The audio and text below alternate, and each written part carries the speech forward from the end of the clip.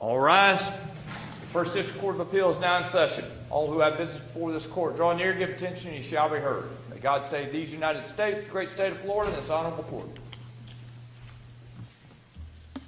Thank you. You may be seated. We're here on two cases that are essentially consolidated, Kendrick versus Culp et al. And the VA Logistics versus Culp et al. So you'll each have 30 minutes.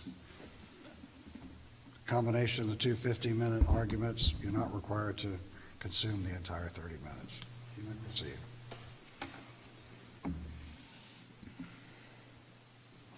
Thank you, Your Honor. May it please the Court, Daniel Weinger of Lux Santinello on behalf of appellants Markle Kendricks and VA Logistics.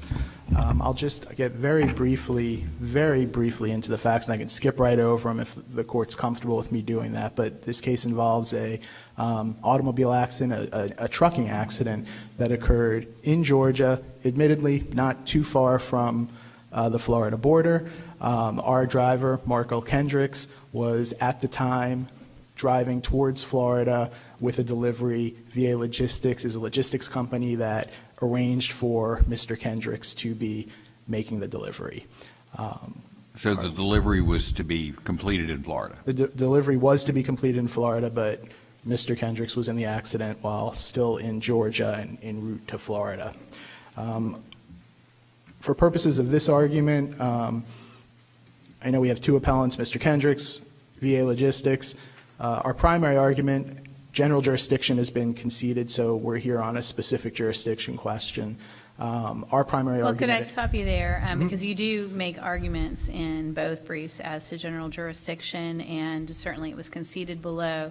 Are you concerned that there's a tipsy-coachman basis for affirmance under general jurisdiction? I'm just trying to understand the briefing on that point. The trial court, even though the order of Judge Cooper focused on specific jurisdiction, he never actually comes out and says under no circumstances or general jurisdiction, even though even below it was conceded. So I don't think it would be right for the wrong reasons because it was conceded below, as well as in this appeal. It was done just in an abundance of caution because I didn't know what was going to get brought up in the answer brief, and then it was acknowledged in the answer brief. And I don't think I did address it in the reply briefs, but certainly both initial briefs. We raised it just in an abundance of caution. But unless the panel has questions specific to general jurisdiction, we'll take our concession. Our primary argument is as to specific jurisdiction under the Florida longarm statute, which, at least as to that argument, there's no difference, no difference whatsoever between an individual, Mr. Kendricks, and a business entity, VA Logistics. And what the court relied on, and I think even in Appley's answer brief, the only thing that's really argued are sections 1A, 2, and 6 of the longarm statute of Florida statute, section 48.193. And those sections provide that a person, whether or not a citizen or resident of this state, who personally or through an agent does any of the acts enumerated in this subsection, thereby submits himself or herself and, if he or she is a natural person, his or her personal representative to the jurisdiction of the courts of this state for any cause of action arising from any of the following acts. Subsection 2 is committing a tortious act in the state.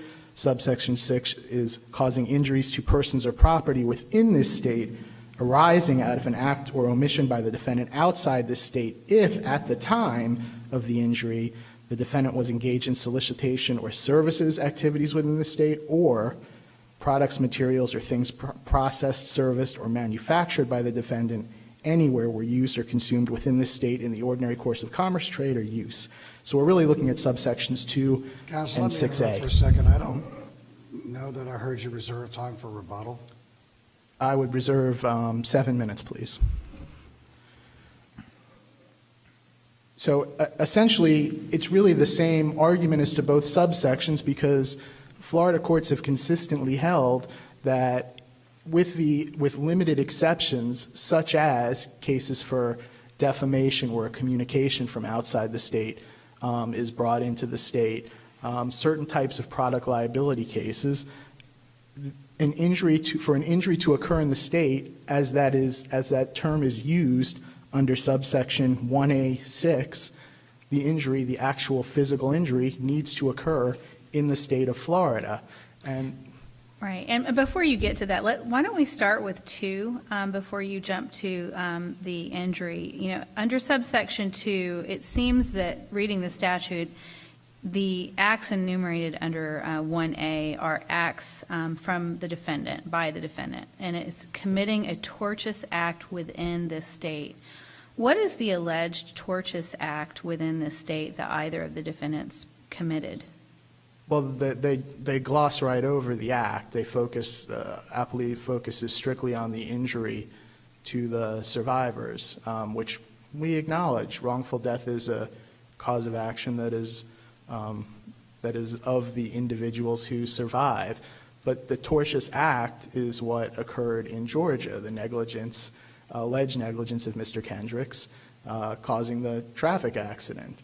And as best you can tell, what did the trial court find was the tortious act committed by these 2 defendants within the state of Florida? Well, the trial court did focus on the injury occurring in Florida. There was never, in my reading of the order, and Mr. Martin can correct me if I'm wrong when he gets up here, but I did not see anything identified as a tortious act in the state. And I think perhaps the court was hanging his hat on the cases where a tortious act is directed towards the state. But again, those are the exceptions, not the rule, such as claims for defamation. So what if we find that there's not individual personal jurisdiction, specific personal jurisdiction is to either of these defendants, but it seems to me that Judge Cooper probably could have found for general personal jurisdiction against VA Logistics and the fact that they're a trucking company, and for at least the last 5 years they've had deliveries at least once a week into the state of Florida. Well, the issue with general jurisdiction, which it's come up already, but I will repeat that it was conceded. But the issue with general jurisdiction is that it doesn't pass the test under Daimler for VA Logistics. VA Logistics is not a Florida corporation. And for purposes of general jurisdiction, the Supreme Court held in Daimler as well as the Goodyear case, which we do cite both of those cases in our briefs, that except in highly unusual circumstances, a corporate entity has one place of residence for general jurisdiction purposes. Now, if you'll give me 1 second. So what do we make of the fact that the Motor Carrier Safety Administration requires any trucking company doing business in a particular state to have a registered agent in that state? Well, there are going to be instances where there is jurisdiction. If that trucking accident had occurred in Florida, there would be specific jurisdiction over VA Logistics. And so by engaging in the trucking industry, they have to have a registered agent in Florida. I don't think that rule has any impact on a personal jurisdiction analysis, unlike the decision in Mallory v. Norfolk from about the middle of 2023 from the U.S. Supreme Court, which the trial court did mention in his order as being some type of an indication that personal jurisdiction is more expansive than what we were arguing. But in that case, all that case stood for was the proposition that a defendant in states where you are required to agree to general personal jurisdiction in order to conduct business in the state or register to do business in the state, that would be enough to satisfy general jurisdiction. And the court even acknowledged also that there was still potentially an issue of the constitutionality of those statutes, but that was not before the Supreme Court at that time. So I think the Mallory case has very limited impact on what's been about 13 years of precedent from the Daimler and Goodyear cases on general jurisdiction. How would you distinguish this case with regard to Kendricks from Dean versus Johns? That was the doctor who was out of state and consulting and committed malpractice. Right. Well, thank you for asking. In the Dean versus Johns case, there's really several distinctions in that case. Dean versus Johns involved a doctor in Alabama who was basically engaged in practice speaking directly to plaintiffs in Florida, giving advice to plaintiffs' doctors, essentially taking an active role in plaintiffs' treatment while in Florida. And this was a treating patients in Florida, even remotely from Alabama, was a major part of that doctor's practice. The court even noted that it was so substantial that there would have even been enough for general jurisdiction over the doctor defendant in that case. And of course, that was a pre-Daimler decision, I believe. So it's possible that even that is open to interpretation now. But it's a completely different set of facts than what we have here. And that was also the actual physical injury to the plaintiff took place in Florida, where she received treatment, received surgery. So that's. Let me ask you a question. In the answer brief, the appellees make an argument that we can affirm under the Tipsy-Coachman doctrine because the fact that Mr. Kendrick took the Fifth Amendment, invoked the Fifth Amendment in a deposition, that entire deposition should be disregarded, and therefore there was no affidavit, or his affidavit, or both, that there was no response to the assertion of jurisdiction. One moment. I don't believe you replied to that in your reply. Right.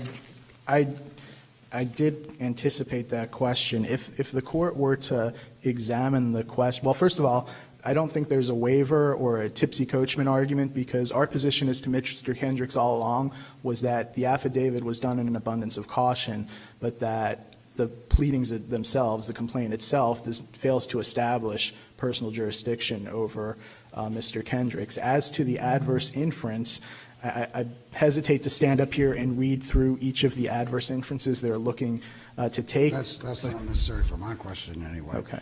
But I assume the deposition was in Georgia? Yes. Yes. I'm not trial counsel, so I wasn't sure. And just, again, I'm not going to read everything, but maybe I don't think any of the adverse inferences they're looking for are even disagreed with. I'm not so sure you have the right to invoke the Fifth Amendment in a civil deposition, but I understand your answer. I appreciate that.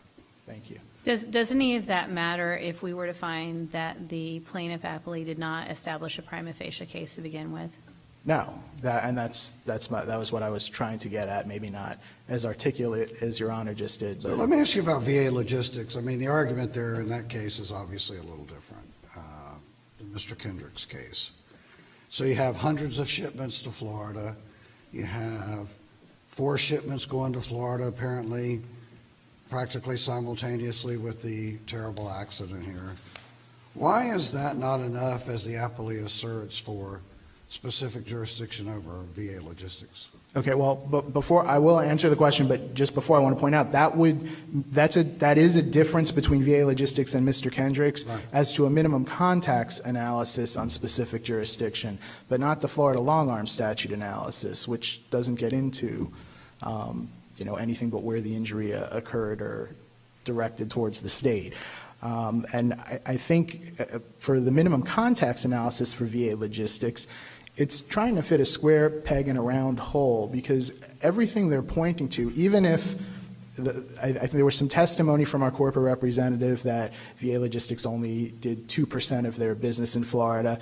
The court found that the way she calculated that wasn't maybe accurate, and it could have been higher, but it wasn't significant. Yeah, wasn't that Florida miles divided by total miles nationwide? And that right, was and the it was 2%? mostly northern Florida was the point, I think. Yeah, so. if you're a long haul trucking company, I mean, it follows that most of the trip is outside of any state. Right, Yeah. but even if we were to say that it's 15 or 20%, and I'm not conceding that it would be that high, but even if the court were to assume that, when you look at the general jurisdiction analysis that Daimler precludes and says, no, you can't get general jurisdiction unless it's the state where you're registered, except under exceptional circumstances.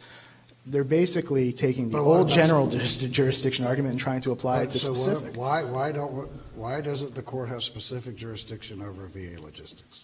Because the accident occurred in Georgia, and you don't get But under the specific statute- jurisdiction for thinking about Florida. But under the statute, the accident can occur outside of the state if certain other prerequisites are met, right? Well, now we're back to talking about the statute, and under the Right. statute, the injury has to occur in Florida, or the tortious act has to occur in Florida, and we have neither of those things here.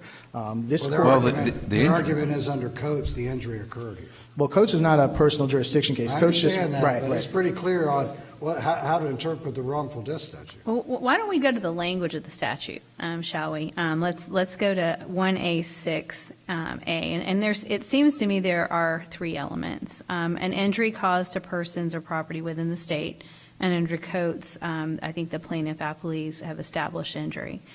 Arising out of an act or omission by the defendant outside the state. Here, there was an act or omission in Georgia. If, and I think this is the critical part, which is about the time of the injury, the defendant was engaged in solicitation or service activities within the state. So as to Kendrick, is there any argument that Kendrick, who was not yet in Florida, was engaged in service activities within the state of Florida? No. Okay, so that's one answer, and because I think I would like to see if there is any distinction. As to VA logistics, there's an argument that VA logistics had 4 other contracts and shipments going into Florida that day. Why isn't it different? Why is the analysis not different for VA logistics here? Well, the analysis, it's a different part of I guess that part of the analysis might be a little different because they did have some other things going on in Florida. But the first part of the question, and really I hate to leave speaking about subsection 2 and subsection 6 because they're necessary. Going back to the wrongful death statute, the wrongful death statute says when the death of a person is caused by the wrongful act, negligence, default, or breach of contract or warranty of any person, including those on navigable waters, and the event would have entitled the person injured to maintain an action and recover damages if death had not ensued. Mr. Culp could not have maintained an action in Florida had he survived. Therefore, the derivative wrongful death claims cannot establish personal jurisdiction because the survivors can't have greater rights than Mr. Culp. Do you have a case that says that a wrongful death action may not be maintained over a defendant if the decedent wouldn't have been able to maintain Yes. personal jurisdiction? We cited in our brief, but probably we should have elaborated a little bit more on it, but it's the Price versus Point Marine case from this court at 610 Southern 2nd, 1339.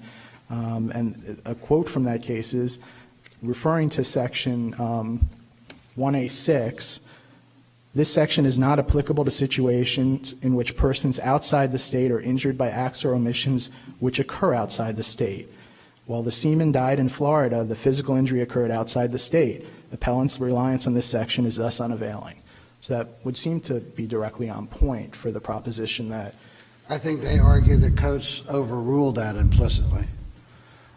I don't believe that's the case. I think Coates just recognizes, as many cases before Coates have, that wrongful death cases are independent causes of action, as are loss of consortium cases. And you know, for purposes of PFSs and lots of reasons under Florida law, it's important that who's got ownership of that cause of action is made clear. But ultimately, wrongful death is still a derivative cause of action. Without the death of the person that was injured, there's no cause of action. Sure, but assume we disagreed with you on that point, that Coates, you know, with a causing injury to persons within the state under Coates would be satisfied here. Do you still win? And if you do, why? I think at that point we would win under a minimum contacts analysis. But I So think you it would be, say the statutory factors have been satisfied if we were to read Coates that way?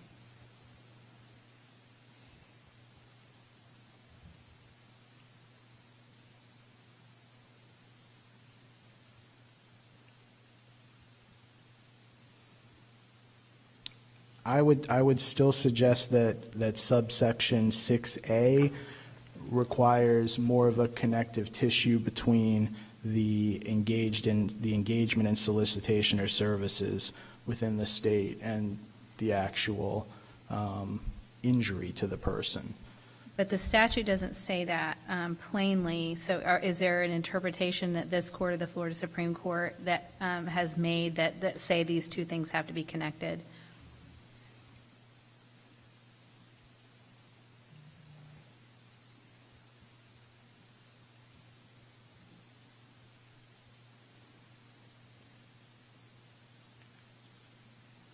I guess I can't answer the question to the court's satisfaction then, because I don't, I guess I would, under those parameters, I guess I would have to concede that then, you know.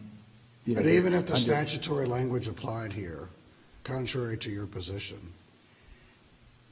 do you have an argument that, assuming the injury occurred in Florida, and that when you go to the other subsection regarding substantial commerce, basically, that doesn't exist here? In other words, is it true that under the appellee's argument that anybody who sells any product in Florida is subject to the longarm statute? Isn't that the logical endpoint of their argument? Right, which is why my first response was I don't think there's enough of a connective tissue that you, again, I think this really relates to whether it be a product's liability, or sometimes you have certain types of communications into the state, but so solicitation, so fraud, that sort of cause of action, but I don't think it's meant to cover a tort of negligence, an automobile case that can occur anywhere. Let's try it this way. In trial courts, in criminal cases, we have what's called the Allen charge, which I raise sometimes in these oral arguments. What kind of situation would be covered for an out-of-state corporation doing business in Florida, in your estimation? Well, I think a couple of the examples I just gave. Excuse me? The examples I just gave, the communications into Florida, whether it be a fraudulent communication. But I mean, what kind of case involving an out-of-state corporation? In other words, could an out-of-state trucking corporation delivering goods to Florida and an accident occurs outside of the state boundaries ever be subjected to jurisdiction under the longarm statute, in your opinion? No. No matter how much business they do. Well, unless they're a registered Florida Correct. corporation. Same So facts if here. they're an out-of-state corporation, no. I don't think they can.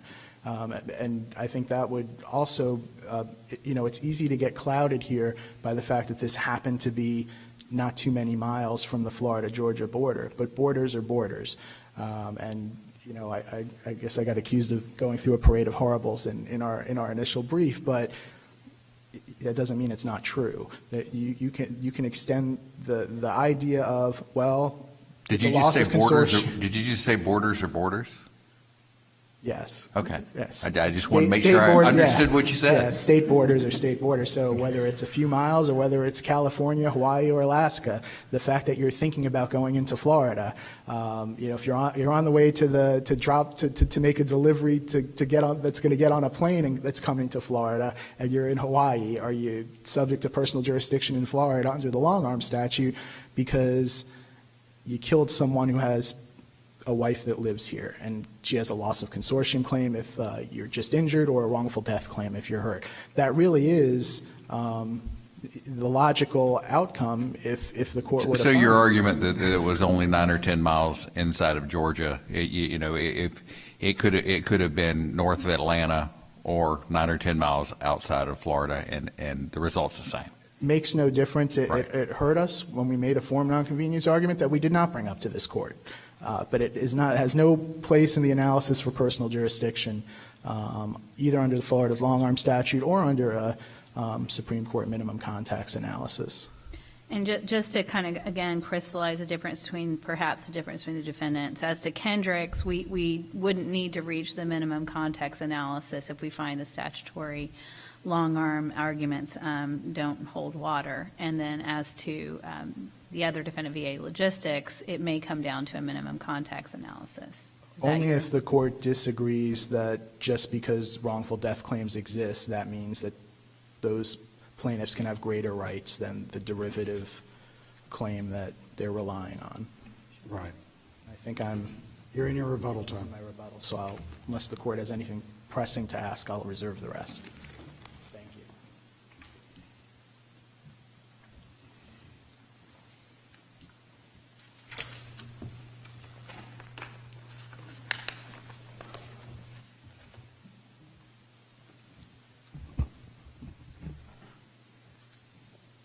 Good morning, Your Honors, or good afternoon, Your Honors, and may it please the Court. My name is Jonathan Martin. I represent the appellee Kristen Culp, and I'm going to go ahead and dive straight into Judge Rowe's question regarding specifically the 1A6 of the Florida longarm, and so as it applies to Kendricks, because of course with VA logistics, obviously the 4 loads at or around the time were being driven, and so that satisfies that final prong that requires the business being done in the state of Florida around the time. And so for Kendricks, the argument on the appellee side is a few things. So first and foremost, he was, of course, at the time, though he didn't enter Florida, he was performing a shipping contract that required him to deliver the goods to Florida, and so we would argue that that collectively is servicing Florida, though he wasn't in the physical bounds. Of course, trucking jobs are always going to require part of the delivery be outside of the state.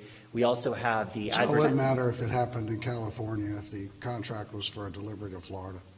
For the purposes of this specific analysis under subparagraph 6, it would not matter the distance. No matter Hawaii, Alaska, doesn't matter. For the purposes of the specific subparagraph or subparagraph 6, no, but for many other reasons, such as forum nonconvenience. So your argument is if the trucking contract is going to be completed in Florida, no matter where you are, if you happen to run into a Florida resident, personal jurisdiction attaches. No, so subparagraph 6 is specifically just trying to figure out whether they were servicing Florida at the time, and so for that Actually, it purpose- doesn't say that. Why don't we, again, let's turn back to the words. What do the words "within this state" mean to you? within the state. You're right. Right, okay, so what was Mr. Kendrick doing? What service was he engaged in within the state? We understand he was about to be in Florida. He was close, 10 miles away, maybe 10 minutes, but he was not within Florida. What do we do with that language? Yes, Your Honor. So if this court doesn't accept the fact that part of the entire contract was requiring him to deliver it there and that therefore is not within the state, the language does say at or about the time as opposed to at the time. And so we do have the adverse inference that was not contested on appeal that says that first, he performs a substantial amount of trucking service activity within Florida, and if you combine that with the other adverse inference that asserts that he recently was within Florida, because all inferences must be taken in the most favorable view of the non-movement, the plaintiff here, we would argue that So what evidence do we have of that? So- That Mr. Kendrick performed services over time in Florida? You know, what evidence do we have that he's been to Florida before on trucking contracts? So in his deposition, he did answer the question to say that he had performed a few trucking jobs in and out of Florida, but also we have the adverse inferences that he did perform a substantial amount of business in Florida, so that is something that can be considered evidence. If we get beyond your prima facie case, and I think that's where I'm stuck. I mean, in your brief, you're puzzled that Kendricks is asserting that the arising from language focuses on not where a plaintiff felt damages, but where the defendant's tortious conduct occurred. But it seems that's exactly what the statute says. It talks about that the injury arises out of an act or omission by the defendant outside the state. Okay, we're good. But then we get if it, about the time of the injury was engaged in solicitation or service activities within the state. You're asking us to close enough to the border around the time. So under your view, if they had a contract from New York and were driving, where they're going to be there in 12 hours around the time they're going to get there, why wouldn't the result be the same in your view? 12 hours away, 10 minutes away. Right. As far as subparagraph 6 is concerned in that specific item, there would be no difference under that specific subparagraph. And so they would be servicing Florida, but I'm presenting the additional argument that even under that hypothetical, if there is evidence that he performs a substantial amount of trucking business there, which again comes from the adverse inference that we have here that's not contested on appeal, combined with the adverse inference, the separate one that says that he recently was in Florida, we're asking for an inference that he recently performed other trucking service to Florida, which would meet the at or about the time in subparagraph 6. Because it says you have to be performing services. So let me find the specific language. So it says This is subparagraph 6, causing injury to persons or property within the state arising out of an act or omission by the defendant outside of the state if at or about the time of injury, either performing activities within the state. So in your view, at or about the time means just about any time, and within the state means close enough to the state. Well, we have specifically that he was in the state recently and that he performs a substantial. And that's enough for specific jurisdiction. Based on the fact that all inferences must be taken in favor of the non-movement, we would say yes. So what happens to your case if we find that personal jurisdiction does not exist with regard to Kendricks, but it does with regard to VA Logistics? The case would continue in Florida, and we would have to file a separate action in Georgia. Most likely, Kendricks would then submit to jurisdiction in Florida anyway, but there would be 2 separate actions. And with respect to all of the hypotheticals, obviously we've been talking about subparagraph 6 specifically, but as far as the parade of horribles and whether an injury somewhere is going to automatically attach jurisdiction to Florida, we agree in the briefing and below, and the order, of course, in question doesn't disagree that injury alone is not sufficient. You need more than that, and so the service activities in Florida, the directing the tort towards Florida, which I'll get to in a moment as I'll go to subparagraph 2.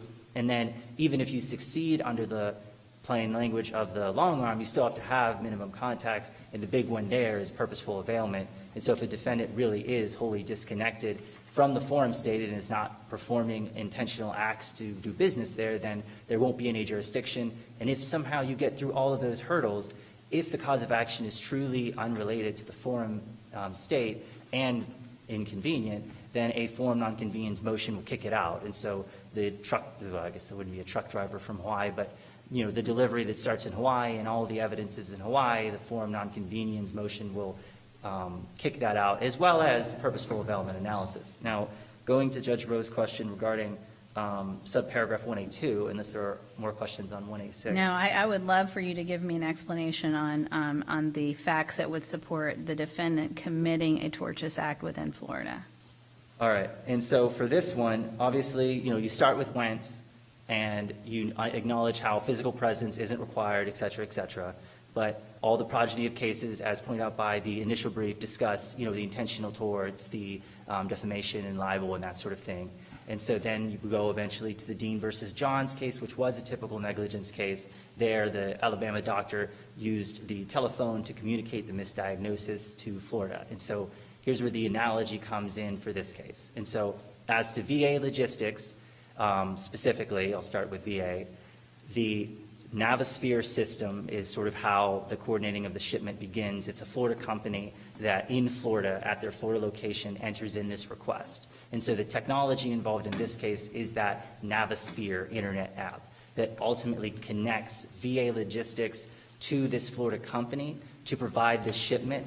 And the tortious conduct in question is VA logistics' coordination of this shipment. And so they're using that technology to reach into Florida to coordinate with a Florida business to deliver this for a Florida company. And again, for them, it is their coordinating that is the tort. And so just like how the tort is the accident.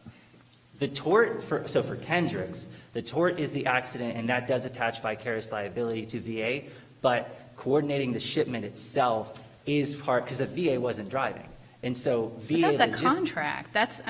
Tell me, this isn't like the bad advice, being given by a doctor to another person within our state. What's the tortious conduct by using this system? So as part of their coordinating effort, there's a negligent hiring and selection claim also against VA logistics. Well, that's one of their claims, and I guess if they end up in Georgia, that's going to be their primary claim. But it seems to me that the tort here is the accident, and the tort is not the dispatching of or sending someone on the trip. Well, we argue that the coordinating of the shipment, because that involved them selecting Kendricks, so part of that process is connecting Kendricks to go here, which of course was using the... Yeah, for your negligent hiring, for their negligent hiring argument, your negligent hiring argument, but I mean, that doesn't have anything to do with where the tort was committed and jurisdiction.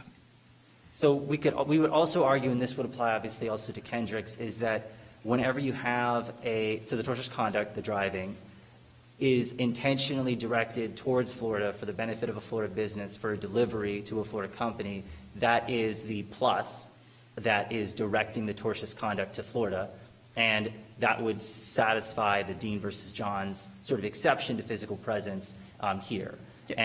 But again, I mean, the trial court just has directed its out-of-state tortious conduct by coordinating with a company to transport materials. Sounds like a contract. I don't hear any bad advice, negligent hiring, any of that in the trial court's order or anywhere in the transcript where this argument is being presented. If I understand the question correctly, the trial court's order is still focusing on how the driving and the coordination of the shipment is directed to Florida. And so, for example, imagine a situation where you have a trucking company that is taking a shipment from North Carolina to California, and there's an injury in Utah that kills a Florida plaintiff, and this injury in Florida when the spouse feels the mental pain and sadness. In that instance, the conduct, the driving, was not directed towards Florida. And so there's no jurisdiction under subparagraph 1A2. But 1A2 is talking about committing an act within the state. I mean, I think, this is such a tenuous application when we're talking about a contract. And we're, really, and as Judge Roberts keeps pointing out, the tort here is negligence. I mean, at its heart, that's what all of the claims against the 9 defendants really arise out of. Right, but even in Dean versus Johns, it was negligence. It's just the negligence was directed to Florida. So, for example, if the Alabama doctor had directed his negligence to a Georgia doctor who then, for whatever reason, performed the surgery in Florida and that resulted in injuries, the Dean versus Johns would be decided differently because he didn't direct his tortious conduct towards Florida. Just like a trucking company, if it was going not to Florida, or it logically wouldn't have even passed through Florida, there would be no jurisdiction under subparagraph 1A2. However, of course, to the extent this court doesn't find jurisdiction under 1A2, either 1A6 or 1A2 would be appropriate in this case. Are there any further questions as to the I would like to address the Price decision. In the Price case, there's 3 reasons why the Price decision doesn't control here. And so, of course, first and foremost, the specific issue of whether the injury is to the survivors versus not to the decedent wasn't actually raised in the Price decision. And so, of course, there is no holding that would bind this court in that regard. It dealt with a temporal issue that's not at issue here. Another reason for Price not applying here is to the extent Coates is contrary to Price with respect to its interpretation of the Wrongful Death Act. Obviously, this court should follow the Coates decision. And then something else I realized while preparing for this oral argument is that Price actually was a survival action that tacked on a wrongful death action as its 4th count. But the first 3 counts of the original complaint were actually a survival action. And so that case did actually involve a plaintiff seeking damages for the injury to the decedent. And so if Culp, for example, was able to bring a survival action somehow, maybe pleading in the alternative or something like that, then it would, in fact, include damage to Adam Culp in Georgia. So that's a 3rd reason to distinguish the Price decision, because it did, in fact, include damages in Texas in that case. Do you dispute that in a wrongful death action, the plaintiffs have no greater rights than the decedent would have on procedural issues such as jurisdiction, standing, statute of limitations?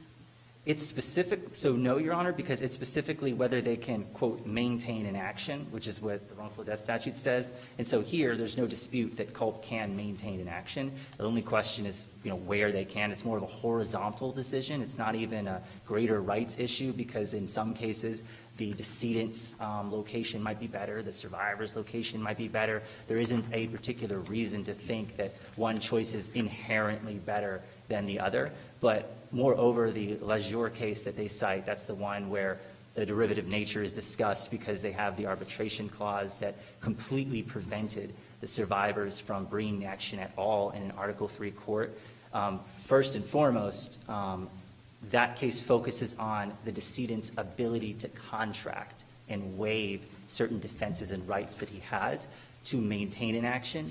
And if that is done, then we would agree that the decedent can contract away any defense or right, and that will bind the survivors. So if for some reason Adam Culp here had contracted with Kendricks or VA Logistics, that he agrees that any personal injury action that he has must be initiated in Georgia, then we would agree that the survivors would be bound by that. But that sort of issue, that derivative issue in Lejour is not applicable here because there's no sort of contract. Any rights are, of course, are horizontal, and there's no dispute that we can maintain an action. The statute doesn't speak to where you can maintain an action, just whether you can maintain an action. And then I've already spoken upon the parade of horribles, how you need much more than just the injury here in Florida, doing business here or directing the tort here, and you need purposeful availment as far as the federal test. And then I do want to address something Mr. Wagner said. The cases that are discussing the conduct being required to be in Florida are discussing subparagraph 182 with respect to the tort committed in Florida. And then, of course, we've already been through the exceptions to that. They were not discussing the word injury in subparagraph 1A6 because, of course, in that instance, the tort doesn't need to be in Florida because 1A6 literally says conduct outside of the state.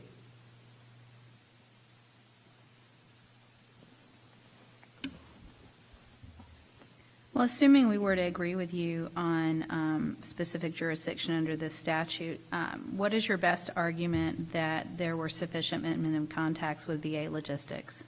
So obviously VA Logistics is very easy because they have the hundreds of shipments that were going in and out of Florida throughout the previous 2 years. They had the 4 loads on the same day, and then of course there was the shipment in question that was to be delivered to Florida. And so obviously there's many contacts, numerous contacts that they have with the state.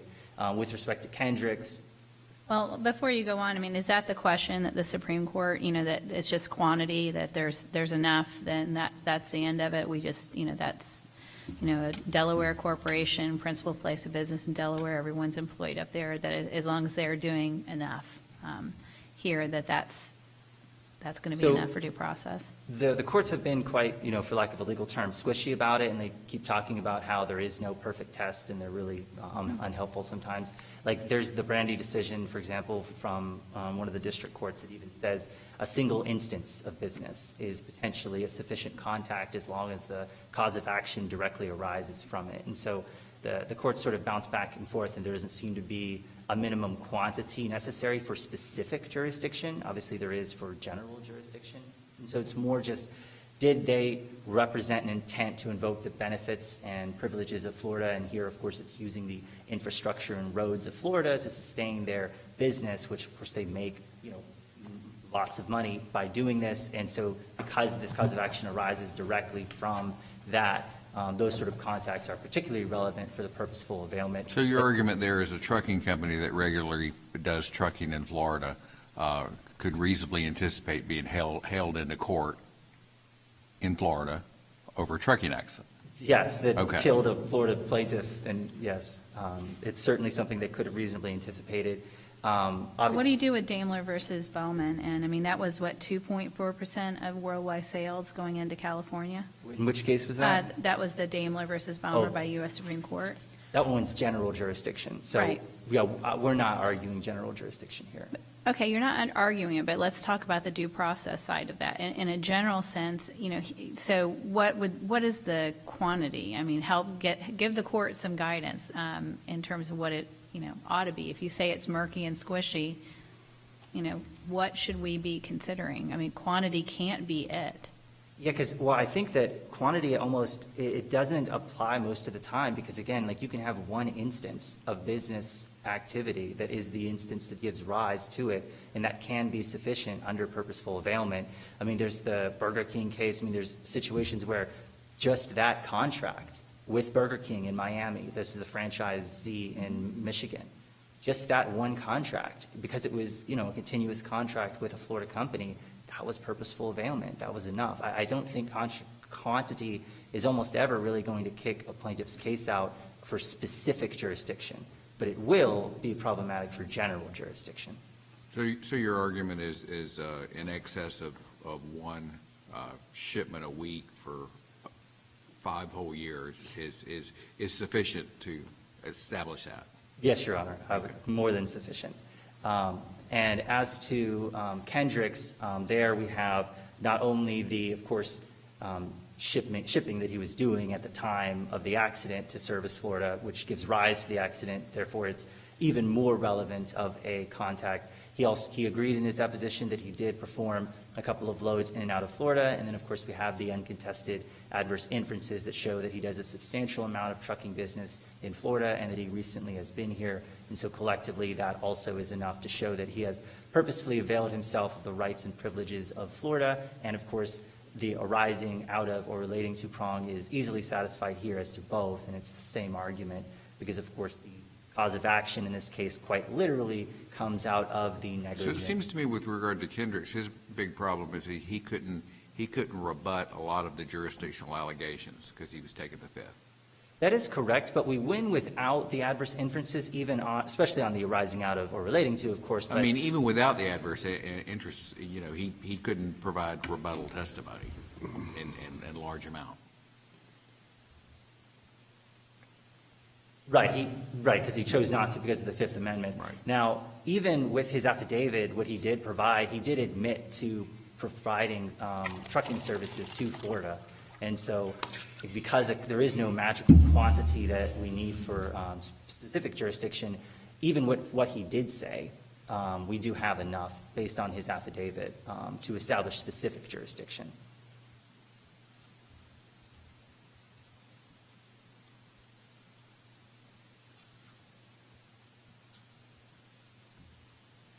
Unless there are any further questions. Thank you, Your Honors.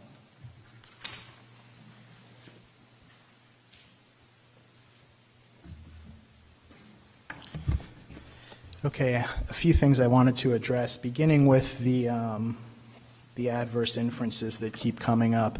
I'm going to read the only two that have anything to do with services provided to Florida that weren't directly about this particular accident, where we acknowledge he was driving to Florida. So on page 5 of the brief, do you know how many hours of service you had logged prior to the accident on July 11th of 2022, and what state those hours were in? The adverse inference from that question is that he does not know, not that he logged a bunch of hours to Florida. The question was not asked, artfully perhaps, but there's no adverse inference about how much time or how many service hours Mr. Kendricks had towards Florida. And the last one, after July 11th, 2022, have you been into the state of Florida? So they're trying to establish personal jurisdiction over something that happened in July of 2022 based upon things that Mr. Kendricks did after the date, even if it's conceded that he came to Florida a bunch of times, moved to Florida after So the date. on VA logistics, correct me if I'm wrong, so their argument is that you have specific jurisdiction under the wording of the statute, right? Of Yes. VA logistics. Your argument is you don't have specific jurisdiction under the express terms of the statute. Why? Under the express terms of either the specific, well, it's two statutes, the specific jurisdiction under the longarm statute, as well as the rights that are defined in the wrongful death statute. And I don't want to, beat a dead horse.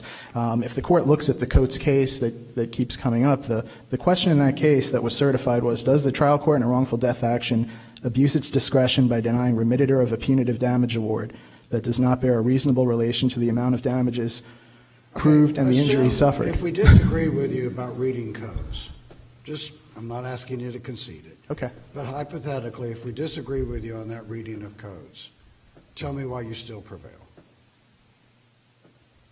Well, we still prevail, I think, even under a minimum contacts analysis. So in other words, even if it meets the terms of the statute, it's a due process violation to apply it to your client, to VA logistics. Yes, and I think... And tell me why there aren't minimum contacts with hundreds of loads going to Florida.